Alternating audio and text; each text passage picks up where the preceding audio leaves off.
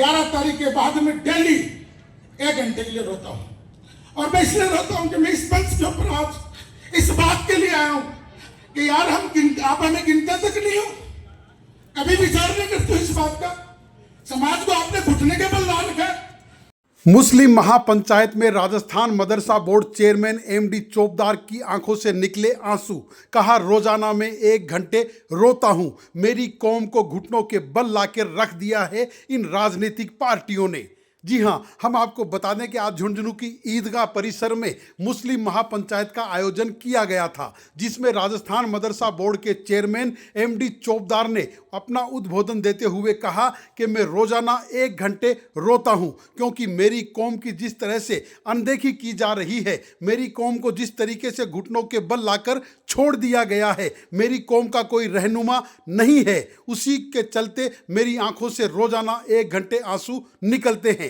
अपने उद्बोधन के दौरान भी मदरसा बोर्ड चेयरमैन एमडी चोपदार भावुक हो गए और आंखों से आंसू निकल पड़े। हम आपको बता दें कि झुंझुनू विधानसभा के उपचुनाव में मुस्लिम न्याय मंच के द्वारा किसी भी मुस्लिम समाज के एक व्यक्ति को टिकट देने की कांग्रेस से मांग की गई थी, मगर कांग्रेस द्वारा अल्पसंख्यक की अनदेखी के चलते मुस्लिम महापंचायत का आयोजन किया गया। मदरसा बोर्ड चेयरमैन ने अपने उद्बोधन के दौरान कहा कि हमारी कौम को गद्दार कहा जाता है। अगर हम गद्दारी गिनाने पर आए तो आपको मुंह छुपाने के लिए जगह नहीं मिलेगी। उन्होंने कहा कि मैं अपने समाज के साथ हूं और इसी बात को लेकर 11 तारीख के बाद से उनके ऊपर जिस तरीके से पार्टी द्वारा तंज कसे जा रहे हैं, उच्च नेताओं द्वारा उनके ऊपर जो कमेंट्स किए जा रहे हैं, उससे वो आहत हो गए हैं और रोजाना वो 1 घंटे चुपके रोते भी हैं।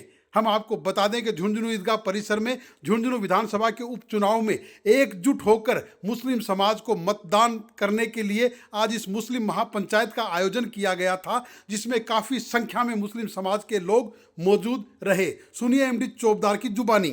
उनकी धमकियों से और उनकी गालियों से आज डरूं न कल डरूं। मेरे लिए मेरा समाज बड़ा है और मैं आज तक समाज के आगे था, अब मैं मेरे समाज के पीछे हूं। हमारे आदरणीय नेताजी तो ये कहते थे कि मुसलमान मेरी पोटली में। मुझे पहली बार पता लगा, जयपुर के लोगों ने कहा कि मुसलमान पोटली में नहीं है, मुसलमान जाग गए। लोग कहते हैं यार आप मुसलमानों को इकट्ठा क्यों कर रहे हो?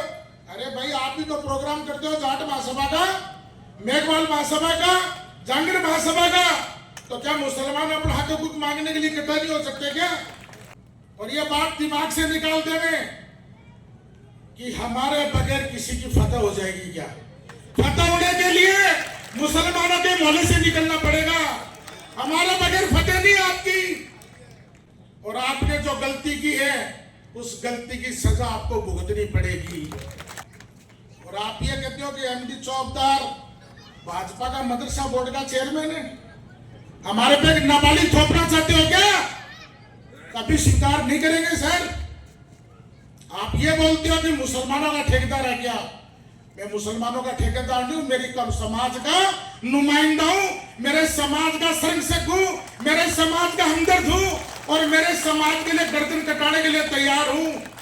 लेकिन आप हमें ये कहते हो भ्रूट है, चाशनी गैंग है, गद्दार कहते हो।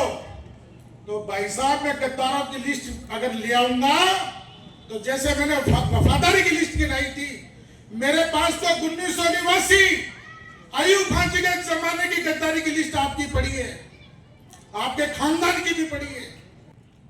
हमारी गद्दारी की बात करते हो आप, मैं कह रहा हूं तुम्हारी गद्दारी।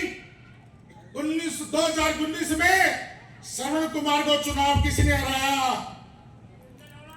2018 में रीटा को चुनाव किसी ने हराया, 2018 में श्रवण को सूरजगढ़ का चुनाव किसी ने हराया, हमारे भाई अयूब खान की हत्या किसने की, और 1989 में मेंबर ऑफ पार्लियामेंट के इलेक्शन में जगदीप धनखड़ साहब जब चुनाव लड़ रहे थे तो अयूब खान को चुनाव किसने हराया? झुंझुनू की पहली बार बीजेपी की जिला प्रमुख किसने बनवाई? तो भाई साहब और भी पर्चा खुलवासियों के धारा।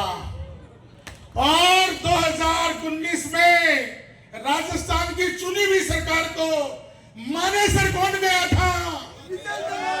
ये जबार फूलका को खड़े हो गए उड़वाया आपने। जबार फूलका को खड़े हो गए उड़वाया आपने। झुंझुनू की सबसे बड़ी बिरादरी व्यापारी बिरादरी, जिसके साथ 1947 से धोखा होता है। ये व्यापारी कौन भी समझे इस बात को।